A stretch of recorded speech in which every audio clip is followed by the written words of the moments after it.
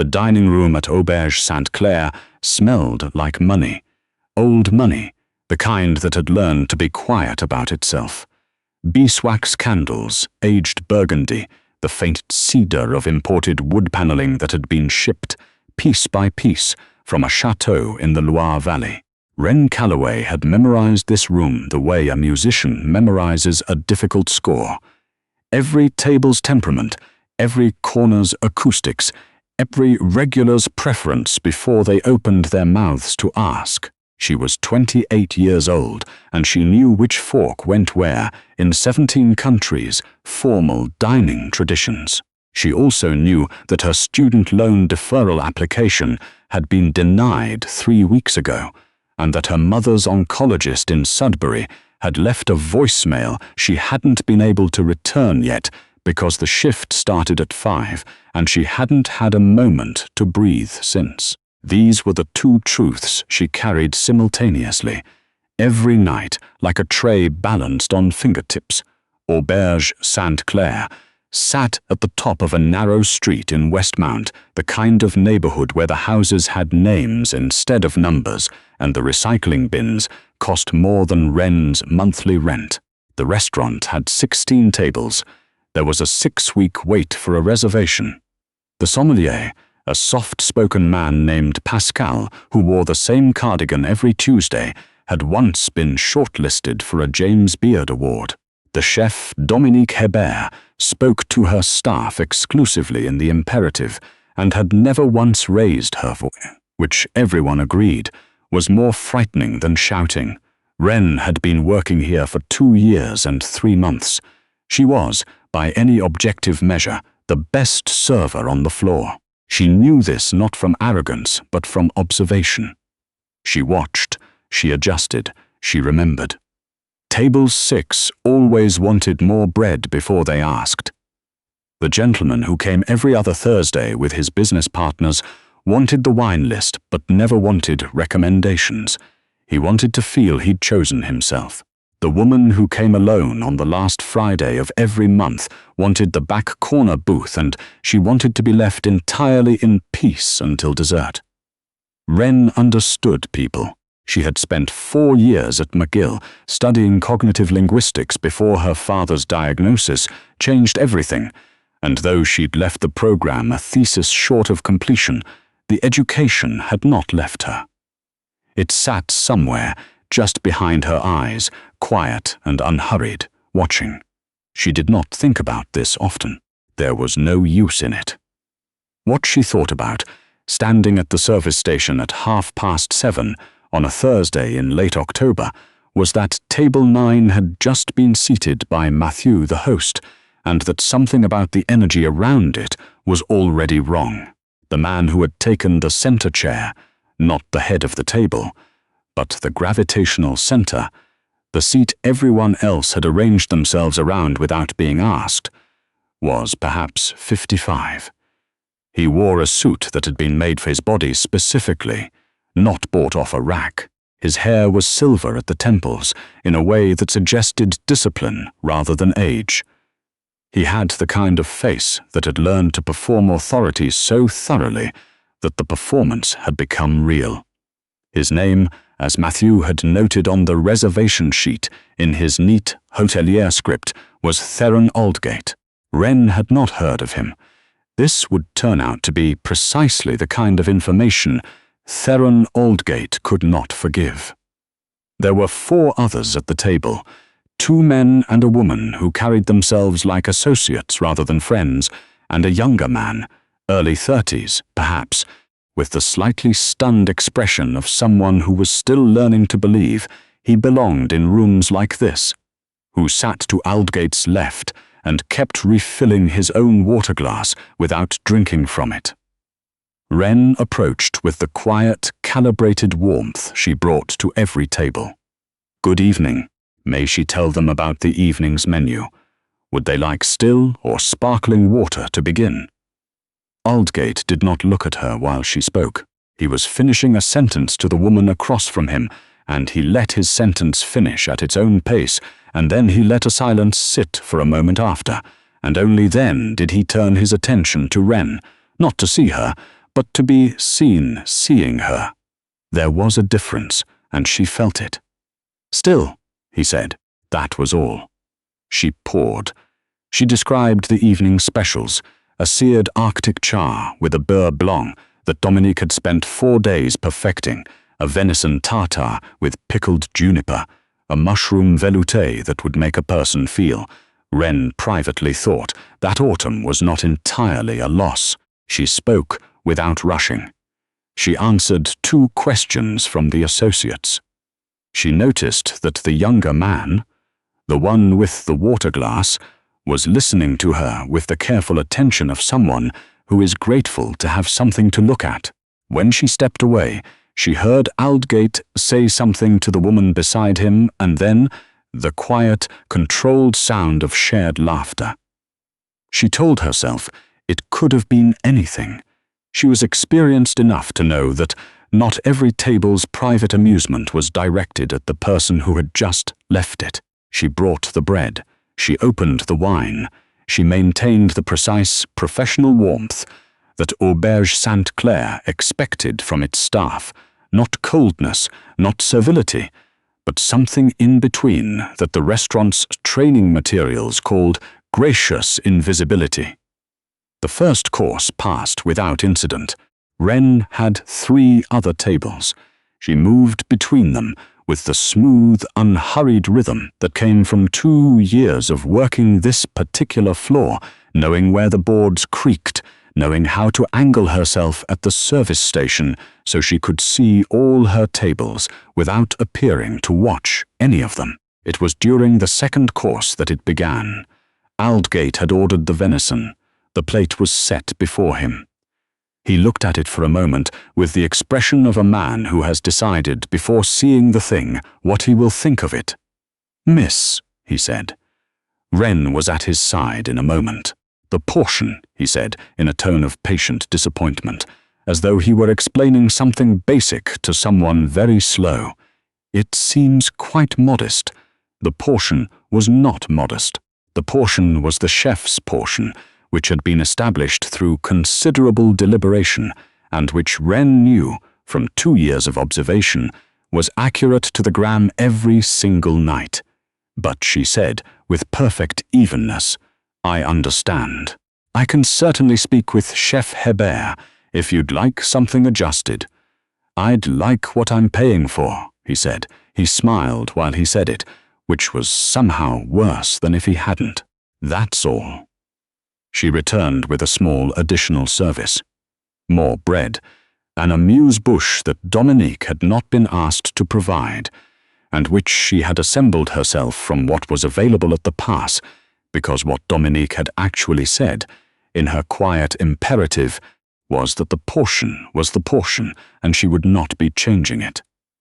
The amuse-bouche was an act of diplomacy. Wren was good at diplomacy. Aldgate acknowledged it without acknowledging her. The table continued. The associates talked about something to do with a development project in the eastern townships. The younger man, whose name she'd gathered from the conversation was Finch, ate carefully and said little, and watched Wren when she approached in a way that had none of Aldgate's assessment in it, only a kind of quiet attention. It was after the main course was cleared, while Wren was standing at the service station writing the dessert notation, that she heard it. Aldgate was speaking. His voice was pitched at the level of someone who does not lower his voice because he does not imagine the people around him are listening. He was speaking to the woman beside him. Wren caught a name, Rosalind, spoken by one of the associates, and he was speaking in French. Not the French of Quebec with its particular rhythms and elisions and its history living inside every vowel. The other French, the kind that announced itself. Elle est compétente, he said, dans le sens le plus limité du terme. She is competent, in the most limited sense of the word. Mais enfin, c'est ce qu'on peut attendre de ce niveau. But then, it's what one can expect from this level. The woman, Rosalind, made a sound that might have been agreement or might have been the diplomatic non-sound of someone who was not entirely comfortable but not willing to say so. Finch, at the far end of the table, was looking at his water glass. Wren did not move from the service station. She finished the notation. She set down her pen. She breathed once, slowly, the way she had learned to breathe in the years since her father's diagnosis, in the waiting rooms and the pharmacy queues and the 15-minute breaks, when the restaurant noise stopped and the silence was too loud and there was nothing to do but exist inside it. And then she walked to table 9. "Will anyone be joining us for dessert this evening?" she asked, and her voice was entirely steady. "Chef Hebert has prepared a maple panna cotta tonight that I think is particularly worth mentioning." Aldgate looked at her. Something in his face recalibrated. It was small. Most people would not have seen it, but Wren had spent 4 years studying the linguistics of expression before she'd spent 2 years studying the expressions of people who believed they were unobserved, and she saw it. "You speak French," he said. Not a question, an assessment. "I do," she said. "I grew up in Sudbury." She did not say, "I heard what you said." She did not say, "I understood every word." She did not say, "I have 2 advanced degrees worth of linguistic training that you have just performed for and did not realize it." She said, "The panna cotta," and she described it, and she took their dessert orders with the same precise warmth she had maintained all evening. When she turned to go, Aldgate said, and this time his voice was not pitched quietly at all. This time it was the voice of a man addressing a room. "Tell me, what does someone like you actually study to end up here?" The table went quiet. The associates held themselves in the careful stillness of people who feel a social contract about to be violated and are calculating whether to intervene. Wren turned back. She looked at him directly, not with hostility, and not with the careful avoidance of someone who is choosing not to meet a gaze, but with the plain directness of someone who has decided to be precisely as present as the moment requires. "Cognitive linguistics," she said, "at McGill, and before that classical languages at Collège Jean de Brébeuf, Latin and ancient Greek, primarily, though I spent a year on Syriac." Aldgate absorbed this. She watched him decide that it was either a lie or an irrelevancy. "A pity," he said pleasantly, "to leave it unfinished." And here was the thing about Theron Aldgate that he did not know about himself, and that Wren understood with the precision of someone who had spent years studying exactly this. He was not cruel because he was powerful. He was powerful because he had spent his entire life performing a version of intelligence that required others to seem lesser. It was the architecture of his self-worth, and it was fragile in the way that all architectures built on comparison are fragile, because they require the comparison to remain fixed. "Fata obstant," Wren said quietly. "The fate is the obstacle. Fate stands in the way." It was Virgil, the Aeneid, spoken by Aeneas at the moment he understands that grief is not the end of the road but a portion of it. It was the thing her father had said to her in the hospital room in Sudbury when she'd told him.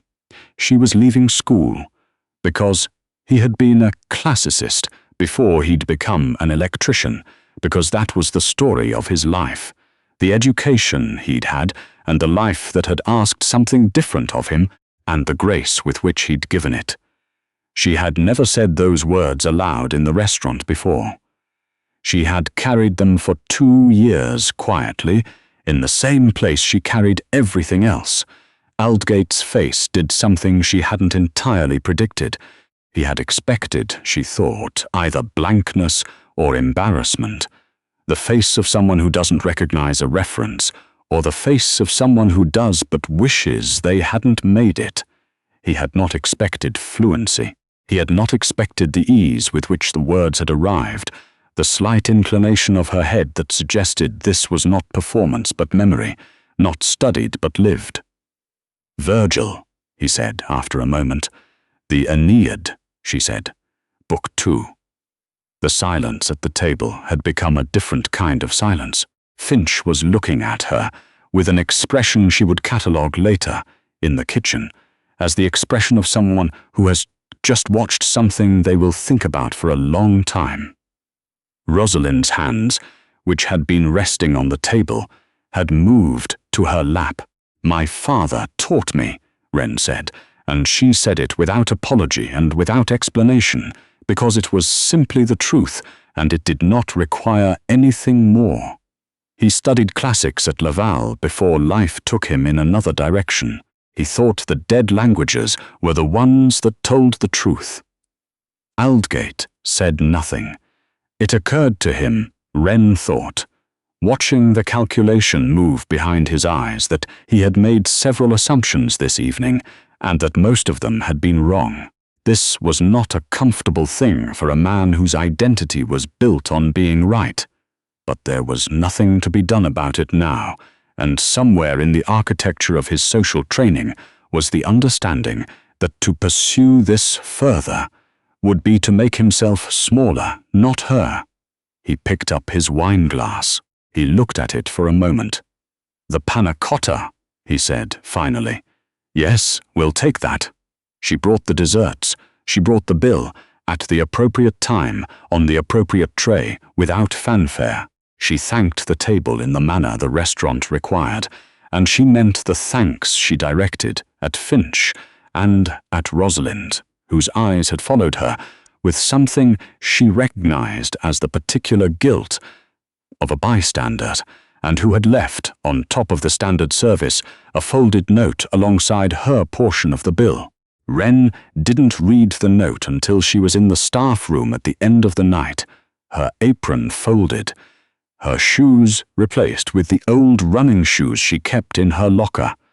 She was thinking about her mother's oncologist's voicemail, which she would return on the bus home. She was thinking about the maple panna cotta, which she had tasted during prep, and which was, genuinely, one of the better things Dominique had made this season.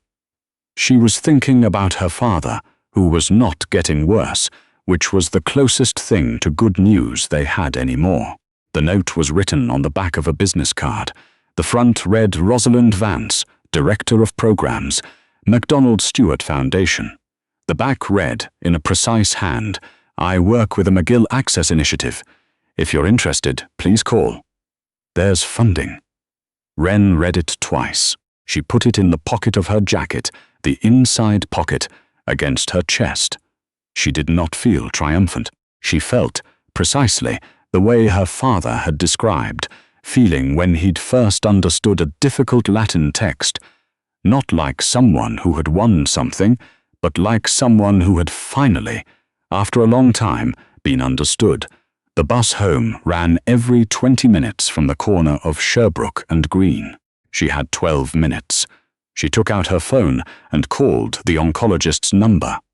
While it rang, she leaned against the bus shelter and looked at the city. The particular October city of Montreal, at 11:30, the light off the wet pavement, the last leaves on the maples going orange under the street lamps.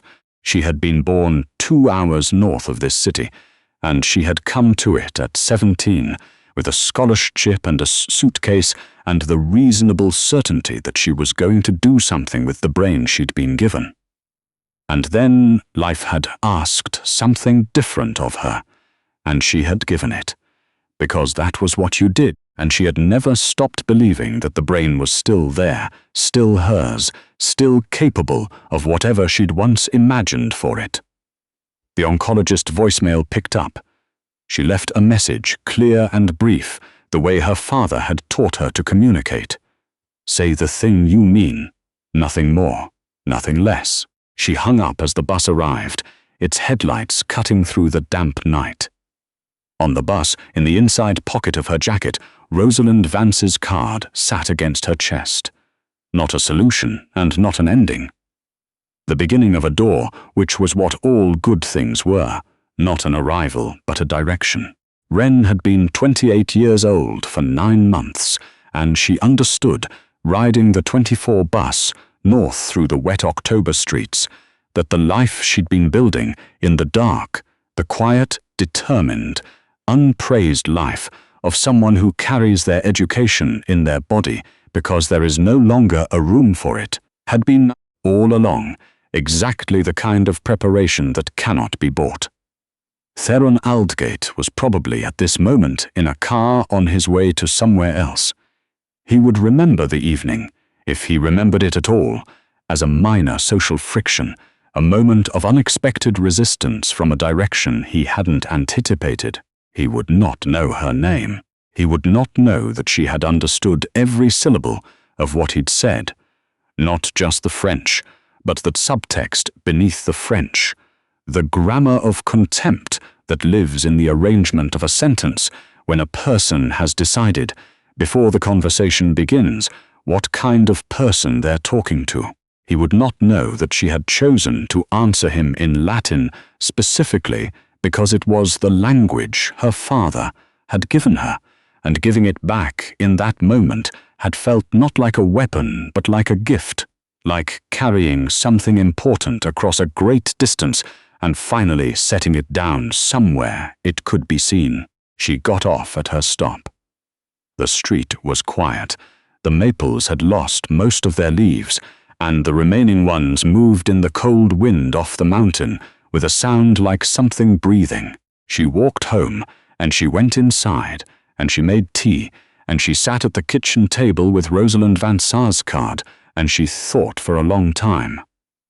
Then she picked up her pen, pulled a notepad toward her, and wrote the first line of the email she would send in the morning.